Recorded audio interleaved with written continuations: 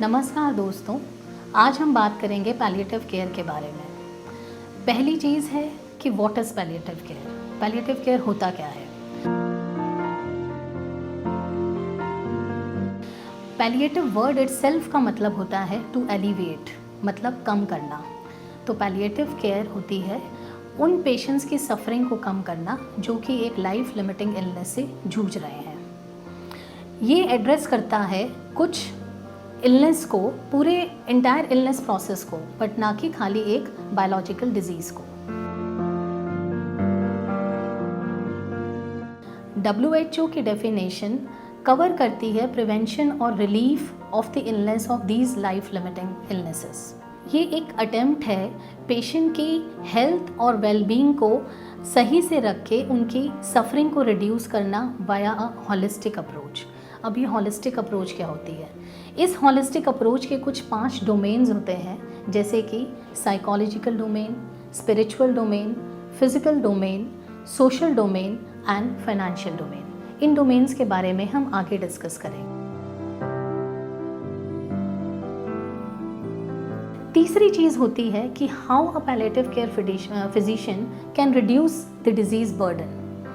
Example के तौर पे अगर हम बात करें तो एडवांस कैंसर पेशेंट्स के अंदर कुछ ऐसे सिम्टम्स होते हैं, जैसे कि जिनमें से पेन सबसे अधिक पाया गया है। पेन एक सिम्टम होता है, डिप्रेशन एंड एंजाइटी एक सिम्टम होता है, नोजिया एंड वॉमिटिंग एक सिम्टम होता है, मेंटल कन्फ्यूजन होती है। इन सारे सिम्टम्स को ध्यान में रखते हुए पैलिएटिव केयर फिजिशियन उस पूरे डिजीज़ प्रोसेस को पेशेंट सेंट्रिक अप्रोच से जो है ट्रीट करते हैं।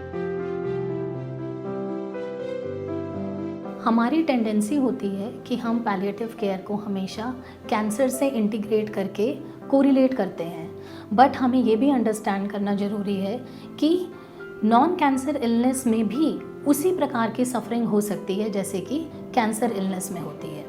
इसीलिए वर्ल्ड वाइड डाटा ये कहता है कि कुछ 25 से 30% पेशेंट्स को पैलिएटिव केयर में कैंसर के पेशेंट्स को ज़रूरत पड़ती है, बट बहुत वाइड वैरायटी ऑफ पेशेंट्स और होते हैं जो कि कार्डियोवास्कुलर डिजीज़ से जूझ रहे हैं, कुछ न्यूरोलॉजिकल डिजीज़ से जूझ रहे हैं, साइकेट्रिक डिजीज़ से जूझ रहे हैं, जिनको पैलिएटिव केयर की आवश्यकता होती है।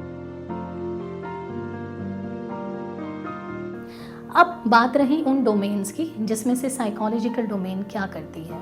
पैलिएटिव केयर फिजिशियन इस साइकोलॉजिकल डोमेन का मतलब होता है कि कुछ ऐसे पेशेंट्स को इमोशनली वीक हो जाते हैं, उसके इमोशंस को सपोर्ट करना उनकी फैमिली और उनके मित्रों के साथ मिलके। सोशल सपोर्ट क्या होता है? सोशल डोमेन होती है कि कई बारी कैंसर के मरीजों को हम सोशली आइसोलेट करके कमरे में बंद कर देते हैं। हमें लगता है कि ये छुआछूत की बीमारी है, हमारे बच्चों को भी हो जाएगी। तो पैलिएटिव केयर फिजिशियंस इसके बारे में भी जानकारी देते हुए ये बताते हैं कि ये कोई छुआछूत की बीमारी नहीं है और सोशल आइसोलेशन करना एक अच्छी बात नहीं है। दूसरी चीज़ कि सोशल और कम्युनिटी को भी इसके साथ जोड़ा जाता है कि किस तरीके से मरीज के आसपास का क्षेत्र उसमें उसको सपोर्ट करके इस बीमारी से कोप करने की मदद कर सकता है। तीसरी चीज़ है स्पिरिचुअल डोमेन। स्पिरिचुअल डोमेन क्या होती है? कई बारी पेशेंट कुछ अपने रिलीजियस इश्यूज़ को इसमें जोड़ता है साथ में, या कई बारी उसे ऐसा लगता है कि ये मेरे साथ ही क्यों हुआ और किसी के साथ ऐसा क्यों नहीं हुआ, why me.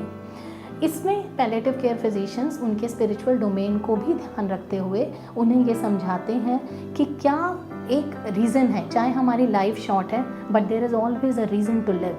So what is that reason to live, उसे फाइंड आउट करके उनको इस बीमारी से कोप अप करने में मदद करते हैं।